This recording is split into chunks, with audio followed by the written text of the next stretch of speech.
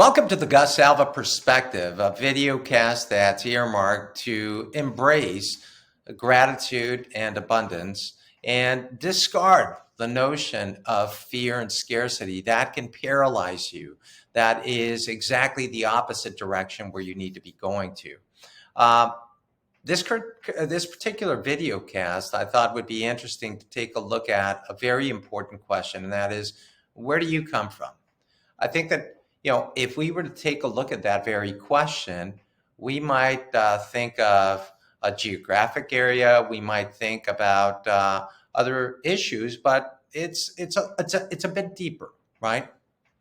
You all hear different types of success stories. You've got different individuals that you might have run through that oftentimes speak about the success that they've gone through, but oftentimes initiate the dialogue by stating that they came from a destitute backdrop, or that, the challenges that they experienced and so on. And the interesting thing is that there's not a need to trash talk where someone comes from. And you don't need to do that to show what you've made of yourself. And that, I think, becomes a very important point. Take, for example, a situation like where we're at right now. I happen to be a distinguished fellow of the American Board of Psychiatry and Neurology, have been practicing neuropsychiatry for the past quarter century, and feel like I've had an opportunity of helping a fair amount of individuals. But I can tell you that my backdrop was not amazingly opulent, but it certainly also was not one that was laden with being destitute. Having grown up in a middle-class family, I certainly had the opportunity of seeing the virtues associated with each one of the family integrants that I grew up with. And it's kind of nice to be able to embrace that, right? Because who we are, what we're made out of, is literally an accumulation of the wisdom of those individuals that have been in our lives and that have lent us so much to what makes us who we are. I've in the past been asked, can you please describe yourself? And sometimes I have to pause, because as a professional, you oftentimes want to acknowledge, all of the academic accolades that one has accrued. But I can tell you, the things that I'm proudest of are the fact that I have a wonderful, loving family. I've got a phenomenal spouse and loving children that I feel I'm honored to have sired. And it's really important. We sometimes lose that personal touch of being able to connect with others by sharing our personal self. We oftentimes have to hide behind the different professional accolades that we've carried. But the reason I bring this up is that it's interesting. My father was a very industrious individual. He taught us ethics. He taught us the meaning of hard work. He taught us the fact that you can't always win. But even if you don't win, you don't embrace a victim role. You pick yourself up and you try that much harder the next time around. And that's something that unfortunately is being lost at the present time. And I see it around me. Every time that I have somebody that comes in seeking out my professional help, it's a lot easier to simply shy away from that personal responsibility and say, you know what, I've been victimized.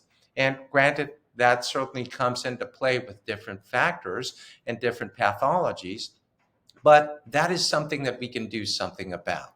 My mother was also quite industrious, and she was an individual that also taught us, honesty and hard work and a loving scenario associated with giving of ourselves. And so the important structure for me was having that input of two amazing parents. I was also quite fortunate in that my mother's mother also lived with us, and my grandmother almost became like a second mother to me.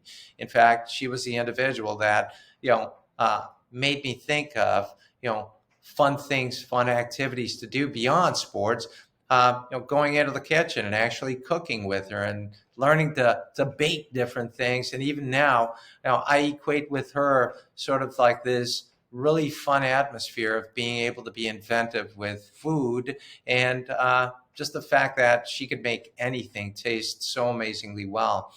The one thing that I also picked up from her was the fact that we acquire so much through time. In other words, wisdom is accrued just based on the time that we spent here on earth.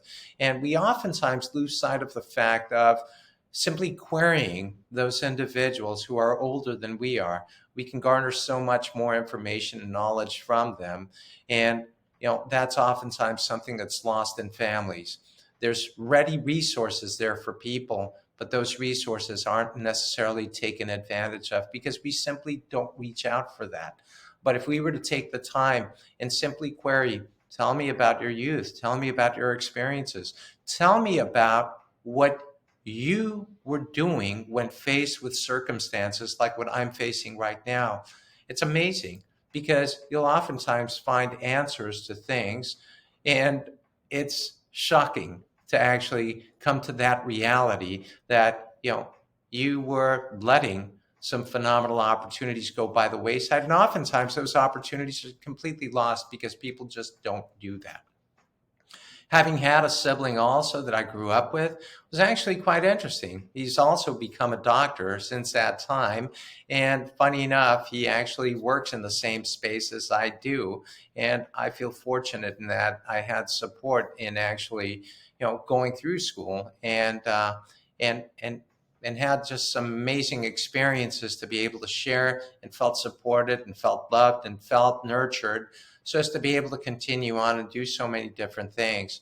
But it's really funny because even looking back at the backdrop from where I came from, it's really interesting. Again, we weren't destitute, we weren't living in opulence, we were living in again, a middle class family, but I was able to accrue all of those different lessons that I picked up on so as to be able to continue on with the mindset that I'm trying to share through this video cast. And that is that one should feel a sense of gratitude every single day and tackle each day as it comes in the best manner possible.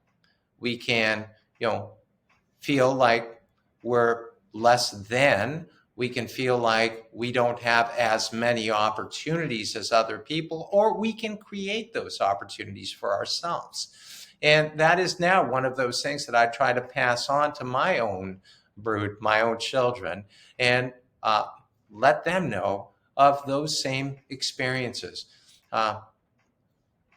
My grandmother, since I am citing her, would oftentimes state, and again, in not a bad manner, but she would say, "Hey, the devil is the devil because he's been around forever, not just because he's the devil." And that basically speaks towards experience and the time spent with facing so many different challenges and obstacles. And so part of what we oftentimes miss is that opportunity to really draw from every experience that we've picked up to this particular point to build a scaffolding for additional gain, additional victories that we may have felt were out of reach or out of scope. And so the interesting thing is, when asked this very question, where do you come from? Yeah, you certainly could think of geography. You certainly could think of a cultural perspective. You certainly could think of a financial backdrop. But my suggestion would be think of the richness of the characteristics of the individuals that revolved around you and continue to revolve around you. Another very important adage of what I picked up was, you can certainly pick your friends. You can't pick your family. So, you're limited with that. But in the choices that we make, that's very reflective. My father would oftentimes say, show me who your friends are. I'll show you who you are. And it's funny because you then embrace certain mantras. And I found myself, saying and restating those very words to my own kids, and oftentimes saying that and reframing that with patients and friends also, because it does apply. And so the important thing when taxed with this very question, where you come from, you don't necessarily need to trash where you came from. If in fact you faced early life adversity, my heart goes out to you because, we don't all choose the backdrop in which we grow. Epigenetics, meaning again, the influences that revolve around us, can certainly influence the onset of serious neuropsychiatric pathology. And if somebody's faced sexual abuse, physical abuse, verbal abuse, additional factors that were problematic, obviously that's going to, create great havoc in their life. But that should not necessarily be utilized as an excuse or pretext to not move beyond where that individual is. It should be accepted and then dealt with.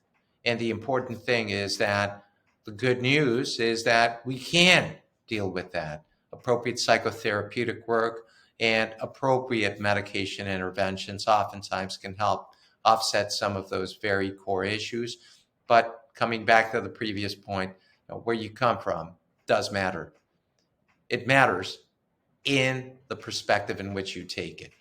And what we're about is embracing things with gratitude and abundance. Thank you for joining us.